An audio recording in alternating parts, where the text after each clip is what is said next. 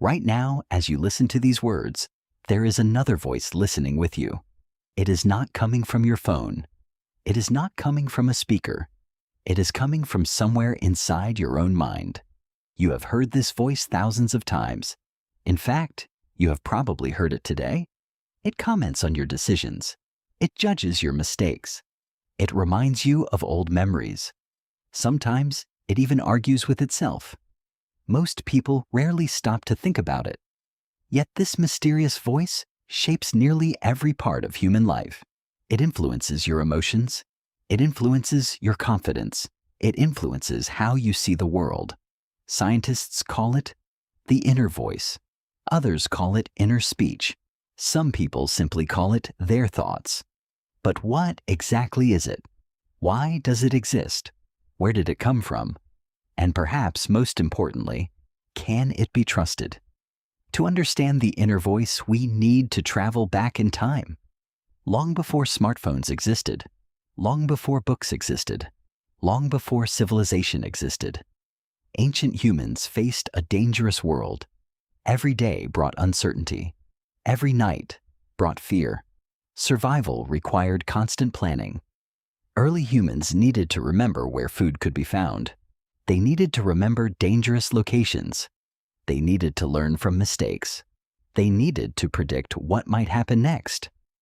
Their brains evolved powerful mental tools. One of those tools eventually became inner speech.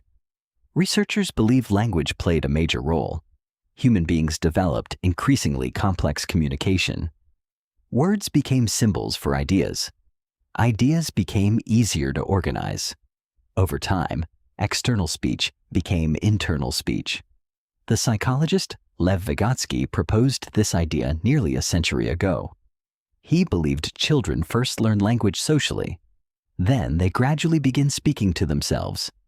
Eventually, that speech moves inward. What was once spoken aloud becomes silent. The voice inside your head may be the result of this process. Many modern researchers support parts of Vygotsky's theory. Studies have found that children often talk to themselves while solving problems. As they grow older, this behavior becomes internal. The voice remains. Only the sound disappears. Neuroscientists have studied what happens during inner speech. Brain imaging reveals fascinating patterns. Areas involved in language become active. The same systems used for speaking are partially activated, yet no actual words leave the mouth. It is almost like a silent conversation.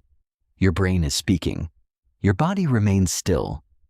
The inner voice helps organize thoughts. It helps people plan future actions. It helps solve problems. It helps maintain self-control. Imagine trying to follow a recipe. Many people silently repeat instructions. They tell themselves what to do next. This improves performance. Athletes often use self-talk. Professional performers use it too. Students use it during exams. Pilots use it during training. Surgeons sometimes use it during complex procedures. The inner voice acts like a mental guide. It helps keep attention focused.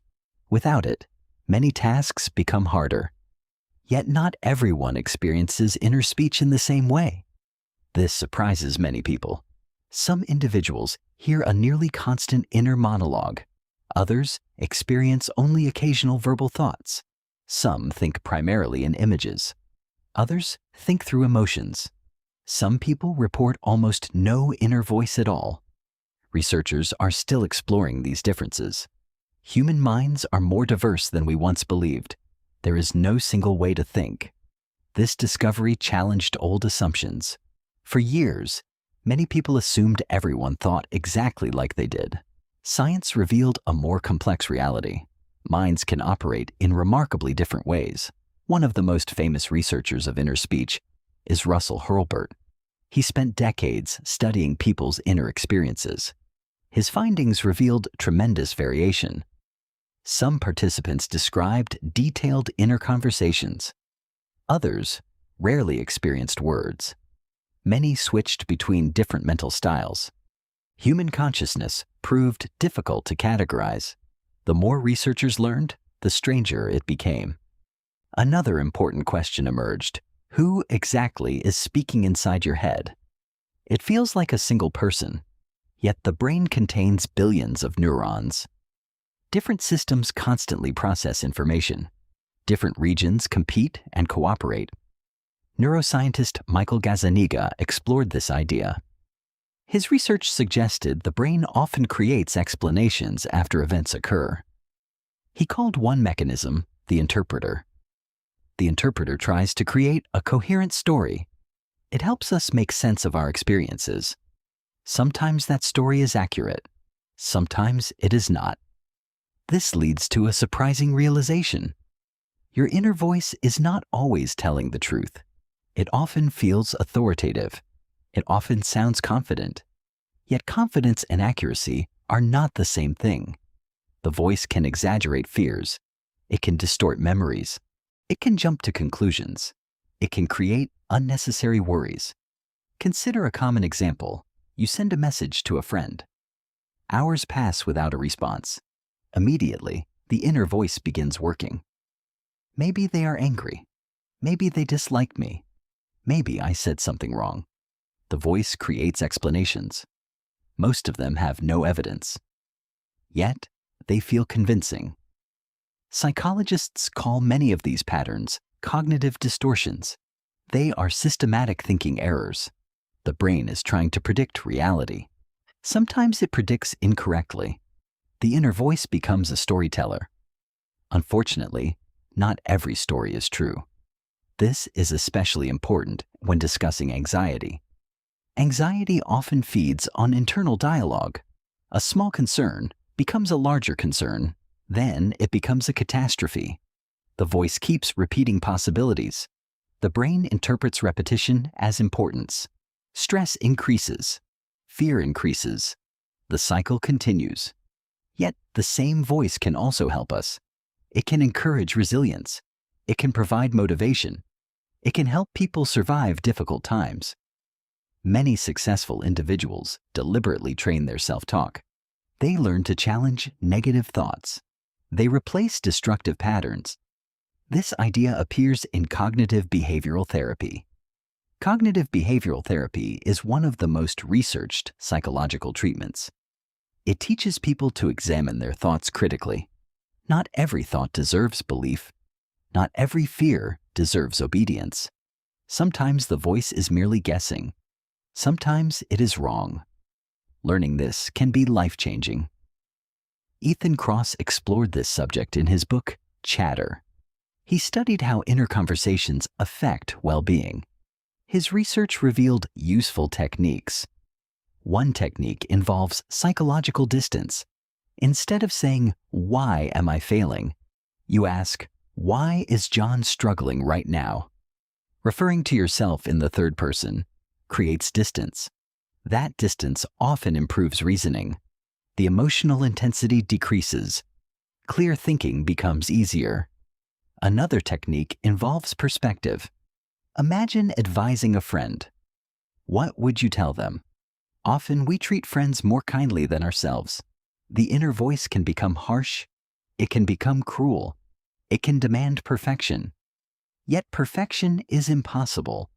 Learning self-compassion changes the conversation. The voice gradually becomes more balanced, more realistic, more useful. Meditation offers another interesting approach. Many meditation traditions teach observation. Thoughts are allowed to appear. Thoughts are allowed to disappear. The goal is not to stop thinking. The goal is to stop becoming trapped by every thought. This distinction is important. You are not every thought you hear. You are the awareness observing those thoughts. Ancient philosophies explored this idea long before modern neuroscience. Different cultures described it in different ways, yet many arrived at similar conclusions. The voice is part of the mind. It is not the entirety of who you are. Perhaps this is the greatest secret of all. The voice inside your head feels like the narrator of your life, yet it is only one part of a much larger system. It helps you learn. It helps you plan. It helps you remember. It helps you imagine the future. But it also makes mistakes. It creates stories. It creates fears. It creates hopes. Sometimes it becomes your greatest ally. Sometimes it becomes your greatest obstacle. The difference often depends on whether you question it. The next time you hear that familiar voice, pause for a moment. Listen carefully. Ask where the thought came from. Ask whether it is supported by evidence. Ask whether it is helping or hurting you. You may discover something surprising. The voice has been speaking your entire life, but you do not have to obey everything it says. Understanding that truth can change the way you think forever. And perhaps, for the first time, you will truly hear the secret voice inside your head.